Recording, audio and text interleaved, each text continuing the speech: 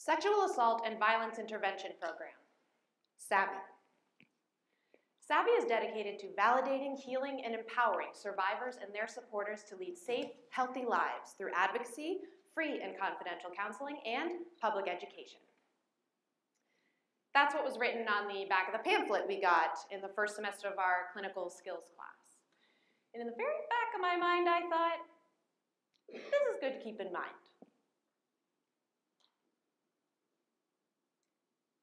I had been sexually assaulted about a year before medical school.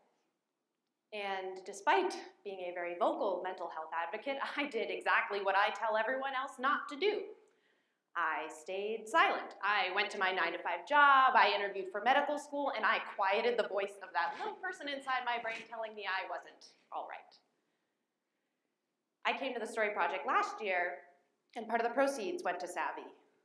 And I listened to Catherine tell the most powerful story of a sexual assault survivor's experience as a first-year medical student here.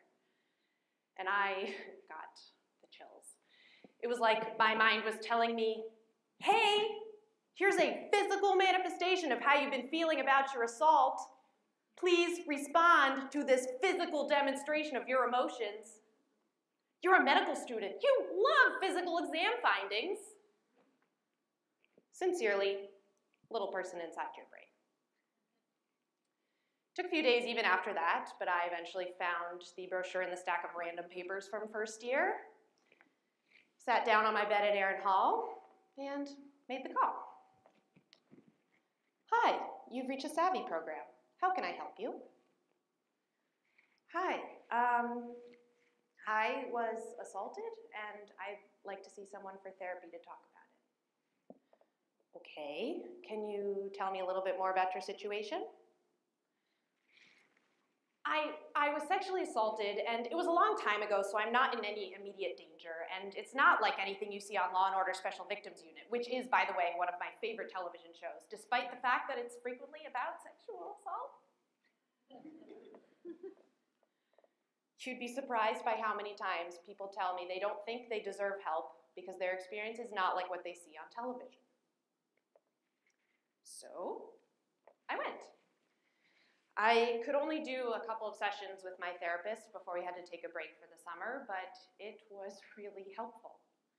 Felt a little silly to drudge up things that I had repressed for almost 2 years, but it felt really good to start advocating for my own mental health the same way I advocated for the mental health of others. And then, on August 13th, the man who sexually assaulted me called my cell phone. We spoke for 14 minutes and 8 seconds. And he apologized, and I said that I didn't hate him, and that the only thing I wanted to say was that I hope he never does this to anyone else. And he cried and said he would never do it again. I don't know that I believe that, but I can confidently say I've done what I can, and I got validation and an apology that most survivors will never get. I came back in the fall and there was a sign near the Aaron Hall elevators. Become a SAVI advocate. Help sexual assault survivors. It's a uniquely strange experience to become the object of someone's extracurricular activity. Please don't take this to mean that I don't think being an advocate is meaningful and important. I am so glad people do it. But I'm an upper-class medical student, and I had just never been so directly someone's extracurricular activity before. And despite that sign staring me in the face each time I took the elevator, and despite the fact that I had a particularly difficult research experience over the summer listening to trauma survivors each day, and despite the fact that the man who sexually assaulted me randomly resurfaced in my life, and despite the fact that I told my SAVI therapist I would call in August and make an appointment, I put off going back to therapy. The first 2 months of second year, I was metaphorically drowning. I felt like I had no time for anything outside of studying neuroanatomy and working on my own extracurriculars. I usually consider myself a pretty self-reliant person, but it took 2 months of a dozen people telling me I needed help for me to admit to myself that making the time for weekly therapy was an absolute necessity. I'm back in therapy now, and it's really helping. Now, instead of silencing the little person inside my brain, we have a conversation.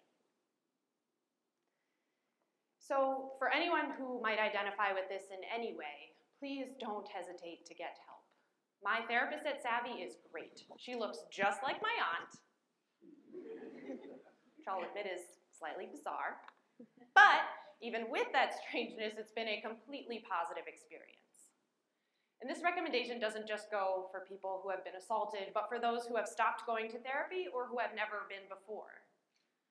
Life is messy, and I think we'll all be better off if we can admit that more to each other and to ourselves.